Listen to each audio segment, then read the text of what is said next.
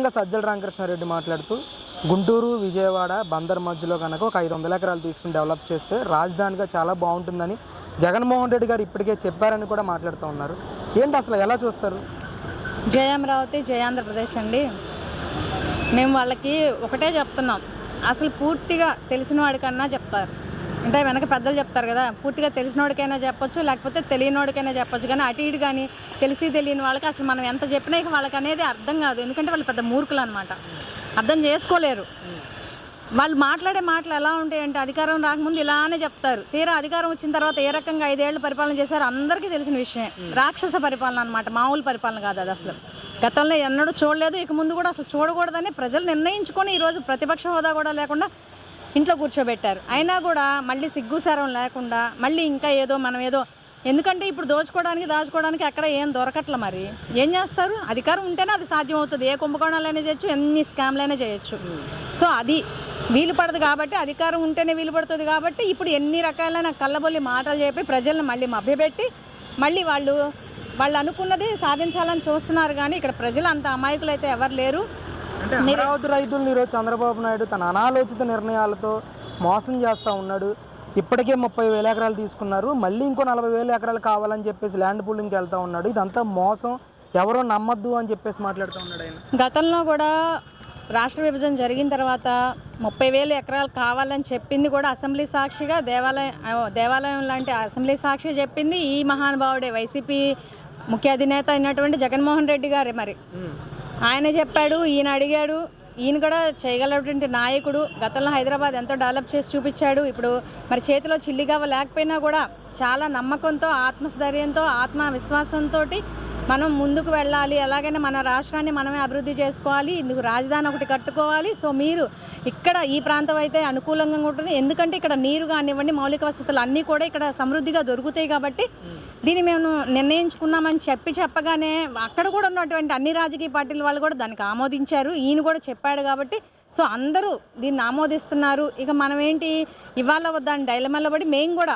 మా పిల్లల భవిష్యత్తుతో పాటు అందరి భవిష్యత్తు బాగుంటుంది కాబట్టి మరి తాతల తండ్రుల ఆస్తి వారసత్వంగా మా పిల్లలు ఉన్నా కూడా లేదు, మన రాష్ట్ర భవిష్యత్తు కూడా భవిష్యత్తు కోసం మనమే ముందడుగు వేయాలని చెప్పి అందరం కలిసి ఒక నిర్ణయం తీసుకొని స్వచ్ఛందంగా ₹1 కూడా ఆశించకుండా 75% భూమిని రాష్ట్రానికి ఇవ్వడం జరిగింది. మరి ఈ మహానుభావుడు అదే మరి అధికారంలో రాకముందు చెప్పాడు 30,000 ఎకరాలు కావాలి, మరి తర్వాత ఇది అనువైన ప్రాంతం అని చెప్పాడు. మరి అలాగే ఒక నిర్ణయం తీసుకొని ఆయన చేశారు. మరి మీరు వచ్చారు, నాకు ఇవ్వండి ఒక ఛాన్స్, నేను చేసి చూపిస్తాను, ఇంకా ఆయనకన్నా ఇల్లు లేదు, నేను ఏడే కొంప కట్టుకున్నాను అన్నాడు. కొంప ఉంది తాడేపల్లిలో, ఏం ఉపయోగం? అధికారంలోకి వచ్చాడు, రిషికొండలో బాగా గుండు గీసేసి ఆయనకు కావాల్సినట్టుగా ఆయన అనువుగా మరి ప్రజల సొమ్మంతా దోచుకొని దానికి పెట్టాడు. ఏమన్నా ఉపయోగం ఉందా దానివల్ల?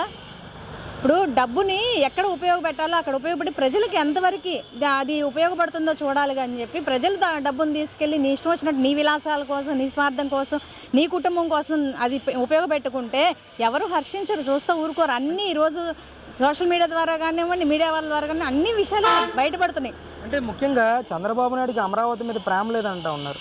ఎందుకంటే ఆయన గెలిచిన తర్వాత ఇప్పటి వరకు కూడా రైతులకి ప్లాట్లు ఇవ్వలేకపోయాడు చంద్రబాబు. రేపొద్దున మేము అధికారంలోకి వస్తే ఫస్ట్ చేసేది అమరావతికి ఎవరైతే భూములు ఇచ్చిన రైతులు ఉన్నారో వాళ్ళందరికీ ప్లాట్లు మేము ఇస్తామని చెప్తా ఉన్నారు. వాళ్ళు ప్రేమ అనేది లేకపోతే ఆయన ఇప్పుడు ఒక్కసారి ప్రజలు నన్ను ఓడించారు, నేను అభివృద్ధి చేసి చూపిస్తున్నా కూడా వాళ్ళు తెలుసుకోలేకపోతున్నారు. ఆయన వస్తే అతను ఏం చేయడని చెప్పినా కూడా అతన్నే నమ్మారు.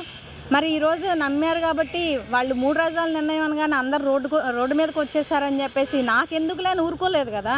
మరి అమరావతి మీద ప్రేమ ఉండబట్టి రైతులకి నేను నమ్మించి ఆ రోజు భూ సమీకరణ ద్వారా భూములు తీసుకోవడం జరిగింది. సో వాళ్ళు నన్ను నమ్మారు, ఆ నమ్మకాన్ని నేను నిలబెట్టుకోవాలి. వాళ్ళు ఏదో చేశారని నేను అలా పోకూడదని చెప్పే కదా ఆయన రైతులకి అండగా మరి 5 సంవత్సరాలు అండగా వాళ్ళ వెనకే ఉండి ఎలాగైనా సరే ఈ ప్రభుత్వాన్ని ఇంటికి పంపించేసి మనం అనేది అధికారంలోకి వచ్చి మళ్ళీ వాళ్ళ తప్పులు వాళ్ళు తెలుసుకున్నారు. ప్రజలు ఇప్పటికే నానా ఇబ్బందులు పడుతున్నారు, మళ్ళీ ఇలా జరగకూడదు, అమరావతిని మళ్ళీ ముందుకు కొనసాగించాలి.